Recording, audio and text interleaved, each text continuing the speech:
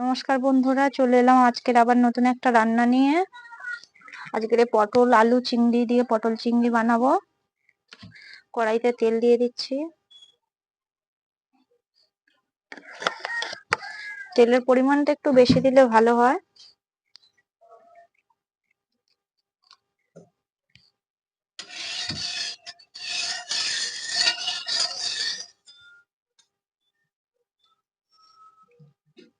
তেল গরম হয়ে গেছে, চিংড়ি মাছগুলো একে একে ভেজে নেবো।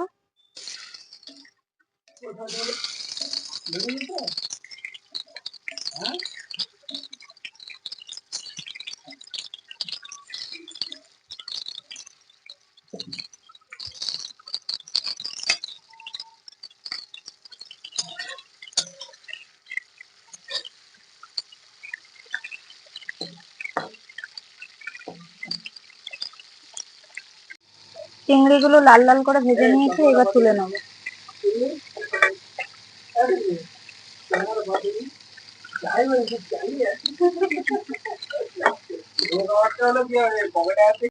ওই তেলেই কেটে রাখা পটলগুলো ভেজে নেবো।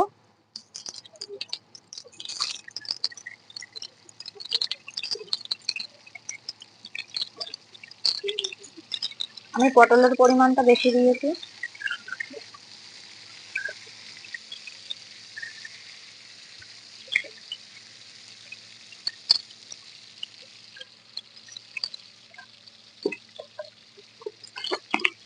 সামান্য পরিমাণে লবণ দিয়ে দেবো।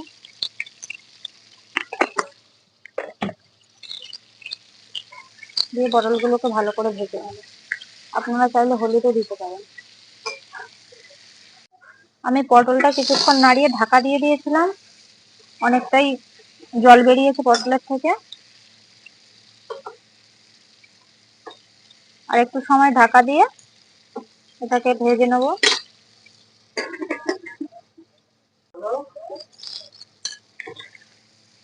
দেখুন পটলটা কত সুন্দর ভাজা হয়েছে। এবার পটলটা আমি তুলে নেব।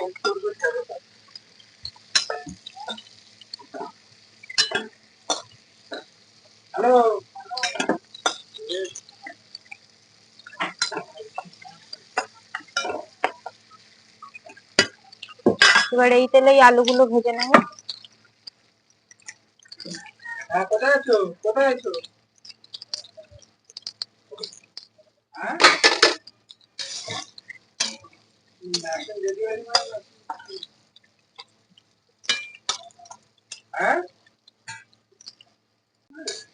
আলু লাল লাল করে ভেজে নিয়েছি, এবার তুলে নেব।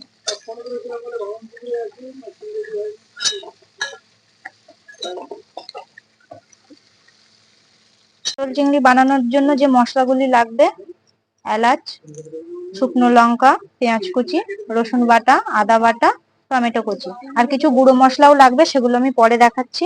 প্রথমে কড়াইতে দিয়ে দেবো ফোড়নে শুকনো লঙ্কা,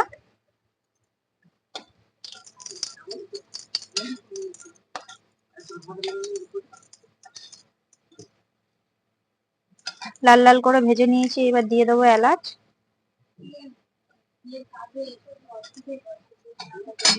এবার দিয়ে দেবো পেঁয়াজ কুচি,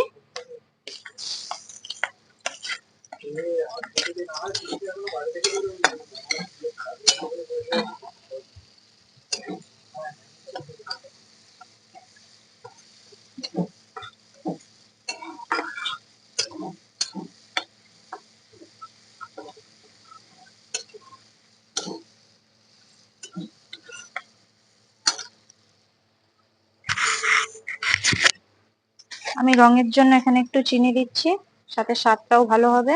আপনারা চাইলে নাও দিতে পারেন।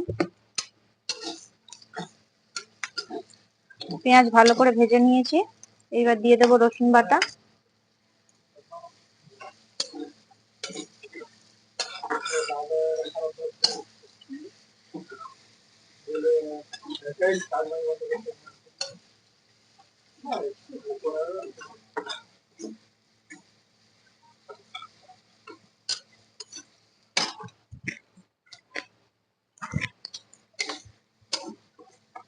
পেঁয়াজ রসুন ভালো করে ভেজে নিয়েছি। এবার দিয়ে দেবো টমেটো কুচি।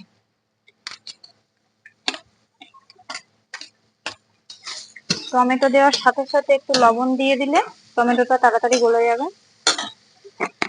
সামান্য পরিমাণে লবণ দিচ্ছি এখন।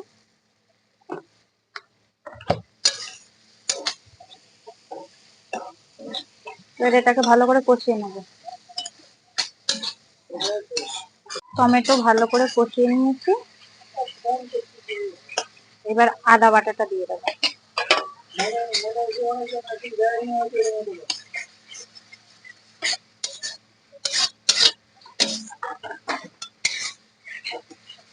এবার আমি কিছু গুঁড়ো মশলা এতে অ্যাড করব। প্রথমে দিয়ে দিচ্ছি হলুদ গুঁড়ো,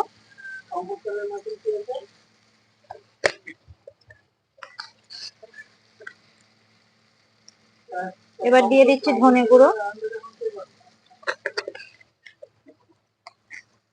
যখন গুঁড়ো মশলাগুলো অ্যাড করা হবে তখন সবসময় আঁচটা একটু কমিয়ে রাখবেন। এবার দিয়ে দিচ্ছি লঙ্কার গুঁড়ো, ঝালটা আপনারা পরিমাণ মতো দেবেন।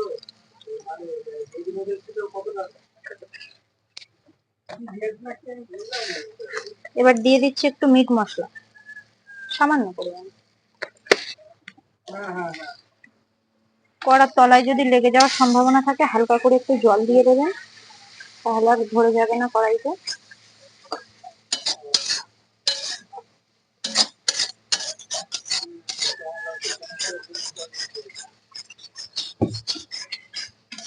ভালো করে কষিয়ে নিয়েছি সব মশলা। এবার ভেজে রাখা পটল আর আলু দিয়ে দেবো। এইবার আমি কষাতে থাকবো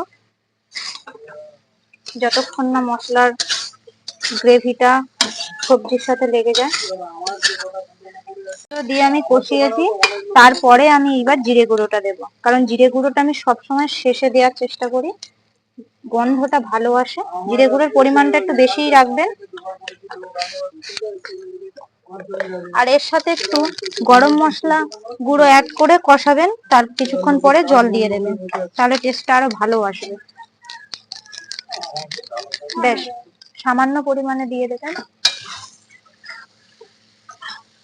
এখনই রংটা দেখুন বন্ধুরা কত সুন্দর এসেছে,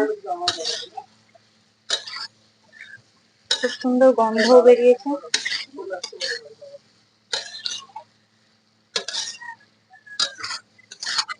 জিরের গুঁড়ি আর গরম মশলার গুঁড়ি দেওয়ার পর কিছুক্ষণ নাড়িয়ে নিয়ে আমি চিংড়ি মাছগুলো দিয়ে দেবো।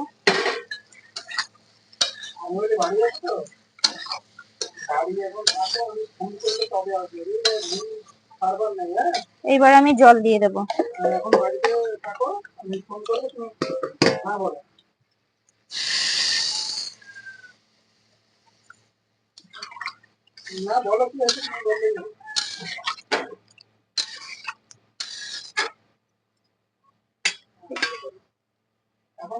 ঢাকা দিয়ে দিচ্ছি। এখন কতটা কি হয়েছে, গন্ধটা খুব সুন্দর বেরিয়েছে, খেতে কেমন হবে জানি না। আলু সেদ্ধ হয়ে গেছে, তাই আর ঢাকা দেব না। এবার এভাবে ঝোলটা ফুটিয়ে কিছুক্ষণ কমিয়ে নেব। ঝোলটা অনেকটা কমে এসেছে, এবার আমি দুটো কাঁচা লঙ্কা দিয়ে দিচ্ছি। এটা সম্পূর্ণ অপশনাল, আপনারা চাইলে দিতেও পারেন নাও দিতে পারেন, আমি ভেঙে দিয়ে দিলাম গন্ধটা ভালো আসার জন্য। আমার ঘরে ঘি নেই, নচেত একটু ঘি দিলে আরো বেশি ভালো হয়। এটা অন্যরকম ভাবেও বানানো যায়, চালমগজ, পোস্ত এইসব বাটা দিয়ে, কিন্তু আমার কাছে সেগুলো বাড়িতে আজকে নেই, সেই জন্য আমি আমার মতো করে একটু বানানোর চেষ্টা করলাম। এবার আরেকটু সময় ঢাকা দিয়ে রাখবো, তারপরে গরম মশলা দিয়ে নামিয়ে নেব। ঢাকনাটা খুলে নিচ্ছি।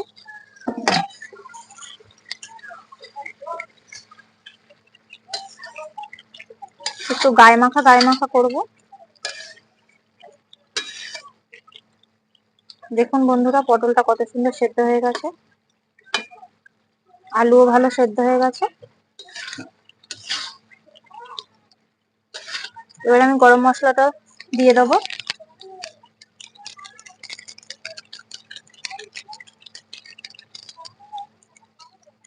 বেশ গরম মশলাটা এবার একটু মিশিয়ে নেব।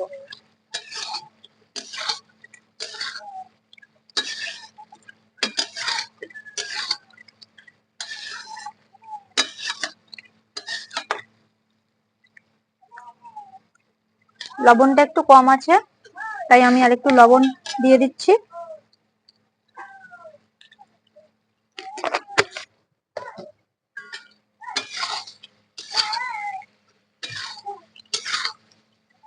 এবার আমি ঢেলে নেবো, ঢেলে নিয়ে আপনাদেরকে দেখাচ্ছি। তরকারিটা গামলায় ঢেলে নেওয়ার পরে এরকম রং এসেছে। আমি একটু সাজানোর জন্য ধনেপাতা দিয়েছি দুই সাইডে দুটো, এটা দিতেও পারেন নাও দিতে পারেন, কিন্তু কালারটা দেখুন খুব ভালো এসেছে।